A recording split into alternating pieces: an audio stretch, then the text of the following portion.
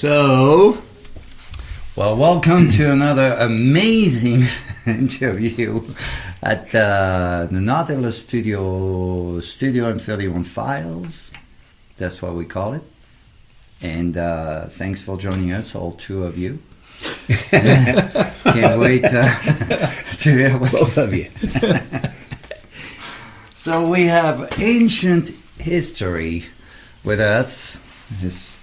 This man right here was going to introduce himself, and that man right here was going to introduce himself. Thomas Martin Scott. Larry Easterling.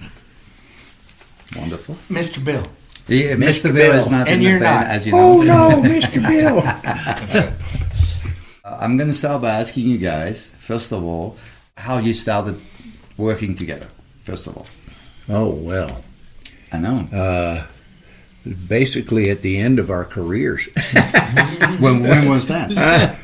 When did we start working together? You obviously 2012? Yeah. Wasn't it 2012? Actually, Tom and I had been, occasionally with different people. And we had a trio for a while with a bass man, Rich. And that was 2012. 2012. Yeah. Okay. And we'd played off and on with different people. But Were you already in this area, or were you somewhere else you had met here? Yeah, we were here. Okay. But we both had already been out on the road and stuff for 50 years before we ever even met. Right. I think where we started working so consistent. Well, like I said, we had a trio with one bass player. We then, being ancient, as you pointed out, we decided we should have a young blood. And we got an incredible guitar player and singer, and he plays bass. Jake Heath, and formed a group called These Guys. And that probably was that's when we started working very consistent and steady with that group. What happened to Jake Keith? Jake moved. He's now living in These Guys. Right. Let me see. He's living in Eastern Colorado. Yeah, that was an album we made. And he's really good. Huh? He is very good. Oh, In fact, he's going to be playing the Zoo July the 5th, I think. Oh, no. That's when Lost Highway's playing. So he's not going to have anybody. I don't remember the He exact. does an incredible one-man band thing with drums and his guitar. I know he is. Incredible guitar player. Yeah, he is. And great entertainer.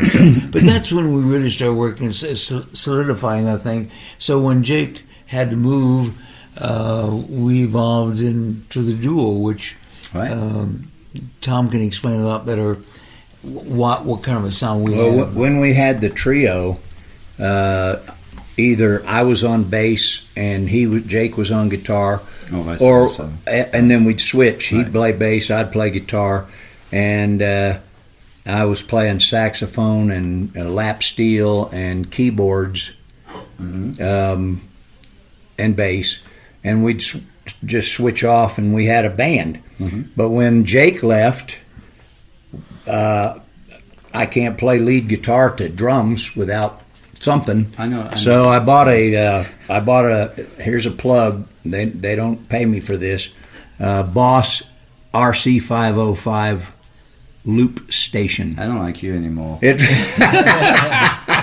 guys know what that is, right? Yeah, if you don't, you can do like multiple sections. It's 5 loopers, all connected in one box, and they all sync up.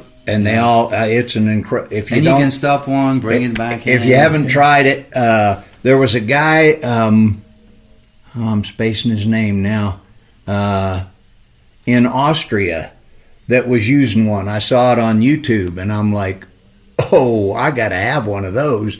And then you saw the price. And then I saw the price. Yeah, it was $500, but that's, for what it does. Yeah. I mean, I'll play a keyboard, a guitar, a bass, and drums, and maybe saxophone and whatever. And kazoo, I love the way you play kazoo. Thank you. Jazz kazoo. But instead of going to less than a trio, we actually went to more than a trio because we sound like a 5 or 6 piece band. Mm-hmm. And it's studio quality, it's CD quality sound. Yeah. We use a stereo Bose sound system that sounds like a band. I mean, Mr. Bill loves the Bose. I got two for my band. Yeah, absolutely. Sometimes people think, oh, you're playing karaoke. You're playing on. No, it's all our music. Everything on there is things that Tom has recorded in the studio. It's all him. Yeah. And that's what those. Every time we play, I have to explain it because somebody comes up and goes, "Where do you get your karaoke tapes?" Tapes. And I'm like, that ages the people. And you need to sell them. And not only that, but we do a whole lot of original music. Yeah. How you going to get karaoke tapes of your music? Well, where are you going to buy them? It's easy. You go talk to AI. It does everything. Yeah. But no, and actually, you guys just did a festival. Yes. This past weekend, a few days ago, and you were using that looper with all the tracks and everything that you had built, and you were playing. You had a drum set there. You were playing over it, harmonica, all of that. And it was a really nice combination of a full sound right off the bat. You know, well, thank you. Yeah. We're one of those bands that has two drummers. Which is a little bit of a challenge. You don't want to interfere with. You got to fit in with what's already on there. But I bet. Yeah. Well, a lot of what I have in the looper, I had already made because I was doing a solo show for 25 years. So when I wasn't playing with a band or doing a show, 6 nights a week. The weekend I'd be doing a solo show. Yeah. And so I was using a looper. I had a duo looper. Didn't have the 5, but I've heard about that problem, that duo looper. They have shots for that now. Hopefully they're going to fix that problem for you. So Larry, tell us all about you, where you started, where you were born, all of that, like really way back. Go as far as you can remember. We were in this cave. My dad was. I'm a country boy. Grew up listening to mountain music. My people from down in Kentucky. So you were born in Kentucky then? No, all my folks were. Oh, okay. And then they moved up to Ohio. And my brother, who's about 9 years older than me, was a musician, a drummer, and he introduced me to a lot of a variety of music. I'm grateful to that. I used to. That's funny sounding music, and then I listened to it and began to enjoy it. So I had an interest in music, but I didn't start playing music. I always wanted to be an entertainer, and as a kid, I started doing magic and ventriloquism. Right. And my dad would have to take me to the show because I was too young to drive. But in my sophomore year, I played around a little bit on drums. In my sophomore year, I joined a band, started playing drums, and was working in clubs when I was a junior in high school. So I really enjoyed playing a lot.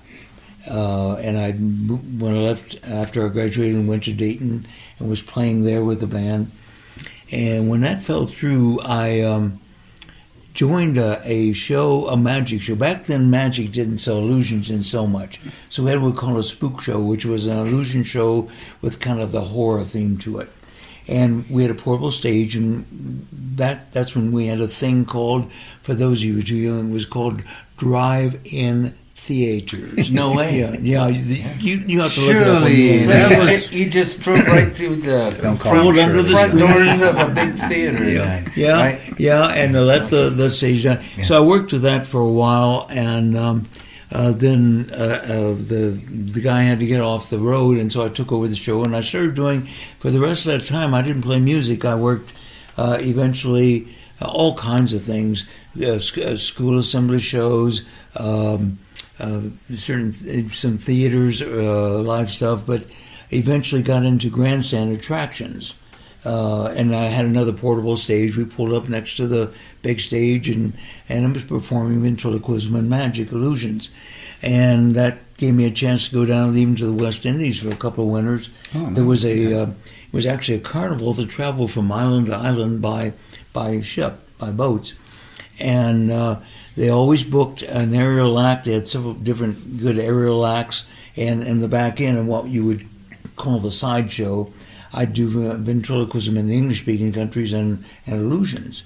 And so that was a great experience. Sure. I was doing that when I received a nice letter from the government saying they needed me desperately in the defense of the country. And it was called the draft.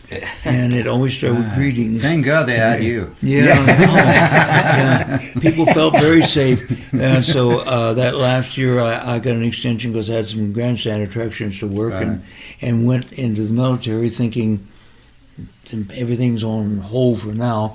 But I did get a chance. I didn't get to do it the first year, but when they used to have all competition around every base in the world, but they would always have entertainment contests at each one of the bases, and the winners of that would come together. And I was in the 4th Army area, would put together a show and travel around to the different bases, and it was really interesting because most of the people were professionals who had gotten drafted. You know, sure. So I was working with some really great people and great musicians, and really missed playing. So while I was still there in the military, I started playing.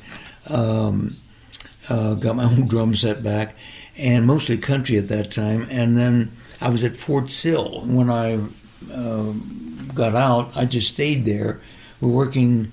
It was interesting. We're working clubs just outside of town. We didn't start playing until the ones closed downtown. So we started about 12 o'clock, playing well into the morning, 7 days a week. It was really interesting. Sure. And where was that? I'm sorry, what was the name that? Of the Was town? In Fort Sill, Lawton, Oklahoma. Okay. Oh, yeah, okay. I was in Okie. Well, can you give me an idea of the era, the 70s, 60s, I got out 80s? went in 54, got out, and I mean 64 rather, and this was around the 70s. I played there for a while, and I went to Fort Worth, Dallas-Fort Worth area, and put together a trio that worked a motel circuit. Back then, it was really pretty great. You could get a gig a month at each motel. Oh, nice. So I booked everything I could around the Dallas-Fort Worth area, then go out on the road. I played such exotic places as Clovis, New Mexico, that's it. Oh yeah, it was a big. Were you time. able to deal with traffic? Yeah, Oh, it was the streetcars were the worst part, so it really worked well. We had the trio, and I carried the ventriloquist act, so we had our own floor show. And I did that for several years until I got interested in a human potential development course, and decided I wanted to teach that. And I literally got out of music and entertainment for several years doing that sort of thing. Went back and got a degree in psych and worked a little bit as a therapist. But I always missed playing and performing. Would occasionally I got a drum set and did play with him, but I started doing some entertaining again while I was doing that. And when I finally ended up here in this area, in Cortez, I had to start playing again. So I was pretty rough, it'd been a long time since I played much. What brought you to Cortez? Well, actually, I had friends up in Glenwood Springs. Mm-hmm. One was a former supervisor that I'd had in Ohio. I went back to Ohio where I grew up and was working in an agency there. And the supervisor I had was a blues musician, a good harp player. Mm-hmm. And he moved out here, and they needed someone as a crisis clinician out here. And I wanted to come to the mountains ever since I'd seen them as a kid. So I took the job out here and worked up in Glenwood Springs. So that job closed, and then I came down to Cortez, found a job down here as doing the same thing, but eventually ended up working for an agency called the Opinion Project, which did a lot of work with people. Worked with that until they decided I was too old. So, really? Kind of, no. I mean, they said, really it's time to retire. So, wow. But that was one of the best things that ever happened to me, because I got to move back, started playing with some people like this guy, and eventually... I'm sorry. Yeah, it was rough. It was rough. But So eventually got into... These guys. This guy and these guys. And eventually, and I was quite honestly, in this trio, I was the weakest link. But, they say you want to get better, play with people better than you. Exactly. I was going to say that it's actually very often the best place to have, because it was like I went back and got a degree in music, with these guys. But it's been great, and I really got involved in playing a lot of blues, which I've come to really love. So it was an interesting journey that got me here, but sure. I'm always grateful I ended up where I did. Awesome. In this community, playing here with Tom and playing with this musicians like this. This is a great community. None of us understand it almost. It's that's what we're doing this, because we're not going to run out of people to talk to. It's incredible. I tell people all the time, I'm blown away at this little bitty area, at the seriously world-class musicians that are drawn here. It's like, how did you end up here? This is, I don't know. I thought it was done. I was retiring, and then I know. This is 10 miles past the edge of the earth. We're out in the middle of nowhere, and here's every time you turn around, here comes somebody else. Like, well, and I don't know about you, but when I go too far, I'm worried to fall off. I know. At the edge. I mean, that's but it's crazy how little. This is such a small area. It's almost like half the population is musicians. And support. And people actually go and listen to music. I mean, when you played enough places where people couldn't care less who was playing, and they don't give a rat's ass about you. And they just have drinks. And here people actually make the effort to come and say, it's amazing. And talking to finish, and we're going to go to Tom for a minute, and we'll do a few back and forth. But to finish on you, Larry, the other thing that you haven't mentioned, obviously there's so many things to mention, is you still do right? I can say it. I have trouble with the word ventriloquist. I want to hear your pronunciation. His dummy actually says it better than he does. Yeah, and what kind of dummy do you have? He's really dumb. He's got several. They don't. No, it's awesome. They don't like the word dummy. Yeah. Well, but they can partners. They call them figures. Don't let them watch this. Don't. I've got one that it's interesting. It was made in England. The English style are different. They don't have the slit jaw that drops. They have a lower lip that drops, and it's a excellent figure that I've had since I was a kid. And then some smaller little figures, and I do. Couple of things. I do kid shows, magic and ventriloquist, so I use puppets there. And if I'm doing an adult show, like a banquet show or something like that, I use the bigger figure. Okay. But I want to say one thing, though, before we leave this, about this community of musicians. Just 3 quick examples. For reasons that had nothing to do with him, Tom got made homeless very quickly by somebody doing things that they shouldn't have done, trying to sell a house that they didn't own. But anyway, he luckily found this fifth school. A guy wanted to get off his place. But it had really been pretty well sandwiched. And amazing musicians helped me get it moved. Yeah, let me tell you about that. The wheels were not only off, the axles were off. And so it's Tom and I. That was crazy. Wow. And Tom and I, who are enormously strong, of course, and one other guy and his son were there. How are we going to get this? And about that time, a truck shows up with Yves and another musician, Hagen, and all of a sudden there's all this activity, and the wheels and the axles get back on, and the thing gets in, and the guy hooks it up, pulls it over to my house, and puts it into an impossible spot.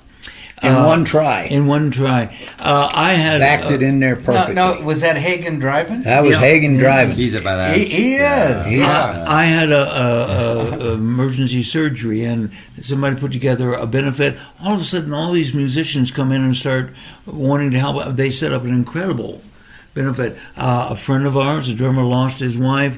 All of a sudden, there's a good guitarist friend of ours, Kevin Frazier. He is... I'm collecting money here. I'm headed down, calls us. Because he had to go to, because he had to go up to Grand Junction. Grand Junction, where his wife was, and he was able to be with her when she passed. I mean, those are typical. I could go on, but those are typical of the kinds of people we have here in this musical community. Yeah. No, absolutely, and you're right. This is very important, and all these people, we need to talk to them. They need to be heard, because everybody's got a story, and everybody that has come here, I'm blown away with the background that they have that we don't know about. Because everybody's so humbled. Nobody's going to say, "Oh, I'm great. Oh, you should listen to my album." None of that. But at the end, you're blown away every time by people. It's insane. Yep. No, I agree. It's incredible. And so, Larry, if you don't mind, I'm going to ask Tom, please, we would like to know where you started and go all the way back. Go back to when you, if you can, World War I. Forget about the first 2 months of your life.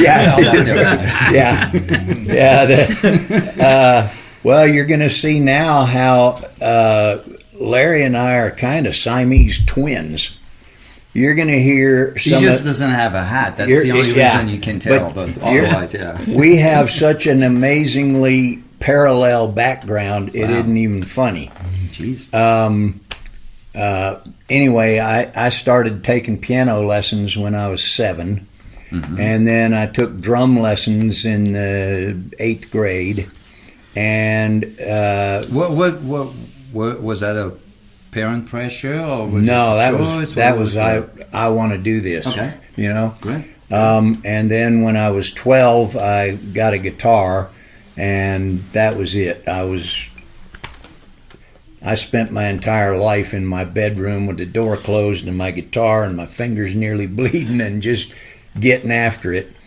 And when I was 16 in 1966, I was born in 50, so it's easy to remember what age I was at what year. Right. When I was 16, my dad worked for Florida Power and Light, and he had a co-worker named Butch that put together a band, and they wanted a rhythm guitar player, and they couldn't find one. And he was talking to my dad, and he asked my dad if he'd mind if I played, and my dad's like, no. So he had to sign to get me in because it was a bar, and I was 16. Yeah, sure. So I played every weekend for several months with this band. The drummer was 54, Butch was 46 or something like that, and I'm 16. It was it was kind of like the reverse of these guys. But I had a band in high school, and we were playing out on Melbourne Beach in Florida. And this show band walked up when we were playing, and I was playing. I had a Vox Super Continental double keyboard organ. Yeah, those are nice. Like John Lennon played. And I was playing that, and they came up to me and said, "We don't want to break up anything you got going, but we sure could use you as a keyboard player." And I looked at the guys, and they're like, "Go for it!" Yeah. So it was nice. it was nice. Yeah. And so for the next 9 months, I played 6 nights a week in a show band. It was a nightclub, not a bar. Right. Tables with candles and the whole nine. And was it a big band? Was there a lot of people in there? It was five piece, but it had a floor about the size of this right here, where the comedian would come out, or the ventriloquist, or the snake dancer. It was a show, and it was like a Vegas style show. So I cut my teeth on that. learning how to. So was the band also a show in itself, or was it like a backup? No, thing? the band was a show in itself. Okay. We did that. We would play, and we did comedy, and we did this, that, and the other thing. But about every 20, 30 minutes, we'd bring out the comedian or the snake dancer or whatever. And I'm 17 now, and the sax player had to sign to get me into the club because I couldn't get in there. And same with about 6 months or so into that, our bass player quit, and the guys are like, "Well, we've got to have a bass player. We can do without a keyboard. Would you play bass?" And I'm like, sure. I went the next day to a pawn shop and bought a bass for $50. Yeah. And I spent that entire afternoon figuring out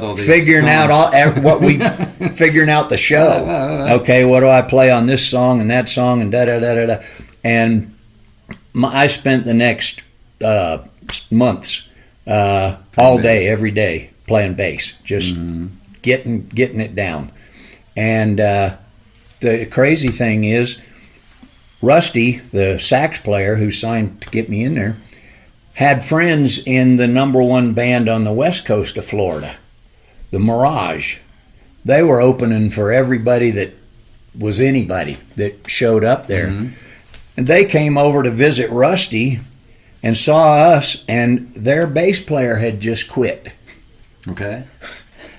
And they said, "Would you be interested in playing bass with us?" And I'm like, twist my arm. Yeah. And so I moved all the way across the state. And like Larry was saying, I was the weakest link. I was the worst musician in the show band, the bad habits that I had just left. You could never learn. You kept moving around to the next level before you. I know. And now I'm the worst one in the Mirage, and I'm the bass player. But I continued doing what I was doing, just all day, every day, just working on learning new songs. It was a completely different band. It was, we were playing Inagata Davida. You know, we were playing the rock hits of the times. Times. It was a cover band. Okay. And we opened for the Allman Brothers. Oh boy. We opened for Smith. We opened for Frigid Pink. I don't know if you remember Frigid Pink. They did a psychedelic version of House of the Rising Sun. I had never heard that one. And we look them up. We opened for them in the Tampa Coliseum for 16,000 people. Oh, wow. And so I went from this nice, quaint little club to this, whatever you want to call it. Right. And I was still writing songs. I started writing songs when I was 12. And I was writing songs and writing songs and and I'm like, "Guys, could we do one of my songs?" And they're like, no, people won't like it. They don't know it. They don't want to hear it. Blah, blah, blah. So I got frustrated with that. And about a year later, I quit and moved to New York City. And with an acoustic guitar, went to Greenwich Village and started doing the folk scene. Wow. And my first album I ever bought was Live at the Bitter End, Peter, Paul, and Mary, Live at the Bitter End. I went to the bitter end and I auditioned, and they gave me a small spot in the middle of the week. As a single? As a single. Uh-huh. And now I'm hooked. I'm like, okay, I can make this work. Mm-hmm. And I wound up opening for Mom's Mabley. You remember Mom's Mabley? Yeah, absolutely. She was Mom's Mabley was a black lady comedian. Okay. Who was in movies and all kinds of things, and she was great. Anyway, I wound up opening for her in just off Broadway there in New York. And the city started eating me alive. I don't know how to describe it, but the village stuff, the old, yeah, man. Yeah. New York. Oh, were you down there? Did you? I spent some time. Yeah, Did you really in Greenwich Village? But we're talking about them. Yes. Yeah. The Yafa Cafe, all those places. But you know what I mean. It kind of envelops you. Yeah. I was 19 years old, and I couldn't remember being anywhere else. That's what I mean by it enveloped me. Wow. It was like I was living in a loft, and I went out. I smoked at the time, and I went outside to smoke a cigarette, and I saw a car pull up and stop and the person leave. And all of a sudden, 2 cars pulled up. About 8 guys got out and stripped that car down to a chassis and took off with every bit of it, except the chassis. While you're watching. While I'm watching, before I finished one cigarette, I'm like, nice neighborhood. I'm like, I got to get out of here. I can't. Yeah. So I wound up meeting a friend who was funny as can be, and we had an impromptu comedy team that we just harassed people, and we hitchhiked from New York to Des Moines, Iowa, on to across Highway 80. I'm spacing the towns now. But through Nebraska and all the way to Boulder, Colorado. And there I met a guy who was a songwriter and wanted to do his songs. And I'm like, yes, a man after my own heart. I want to do why am I writing these songs and playing covers, playing everybody else's music? So he had a quarter of school to finish back in Ohio. Like I said, we've got parallel. Yeah. So he and I hitchhiked back to Columbus, Ohio, where he was finishing his quarter of school, and his brother lived in Dayton. And we both went to meet or see his brother, and his brother wrote incredible songs and played keyboard. And Terry and I played guitar, and he played keyboard, and we're like, we got something here. We sounded like Crosby, Stills, and Nash. I mean, we had that tight harmony, you know. And I don't think we did a single song that didn't have 3-part harmony somewhere in it, you know. So we hitchhiked back across when he finished his school. We hitchhiked back across to Boulder and wound up down in Vail. And as a trio, right at the bottom of the lift, we played the entire ski season. Oh, boy. And, that was, you know. That was good, yeah.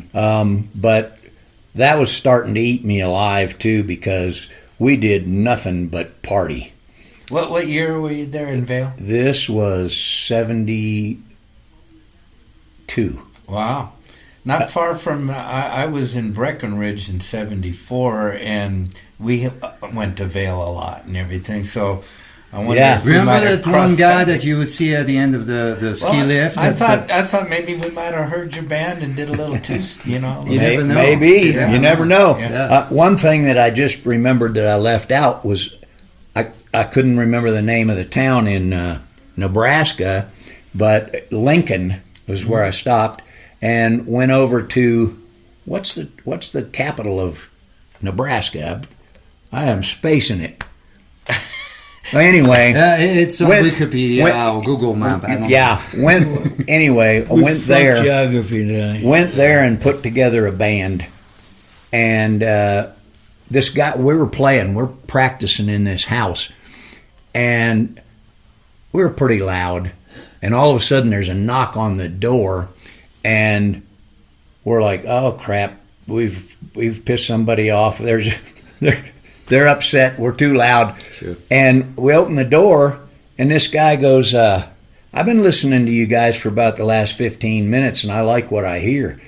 I'm putting together a show in Norfolk would you be interested in opening for Ricky Nelson?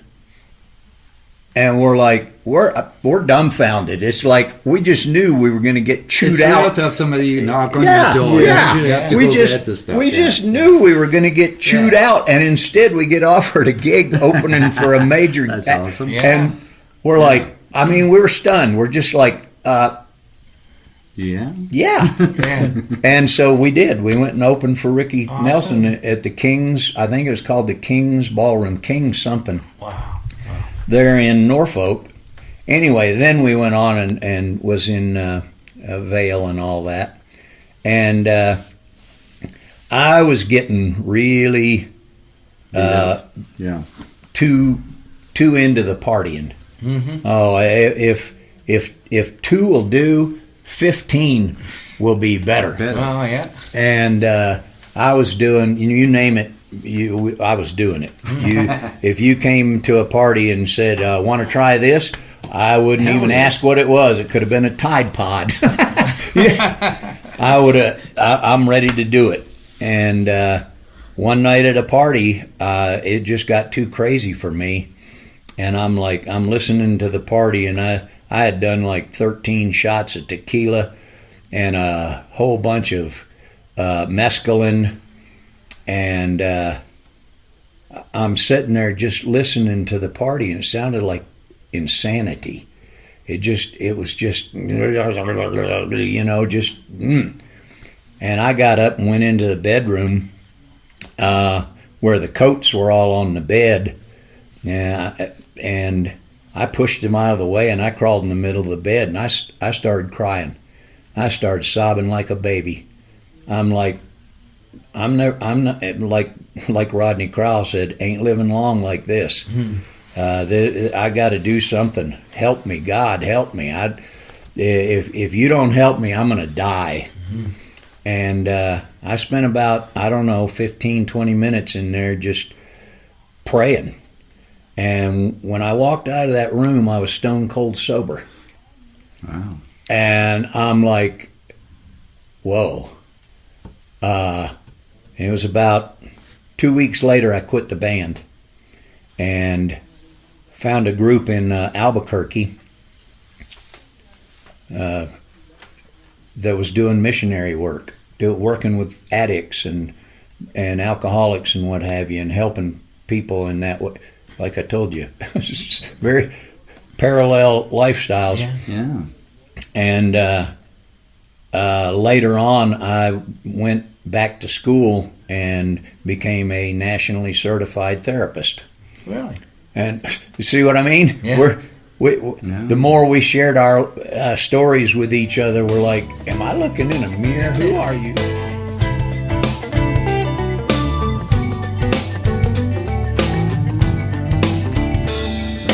Let's flowers of the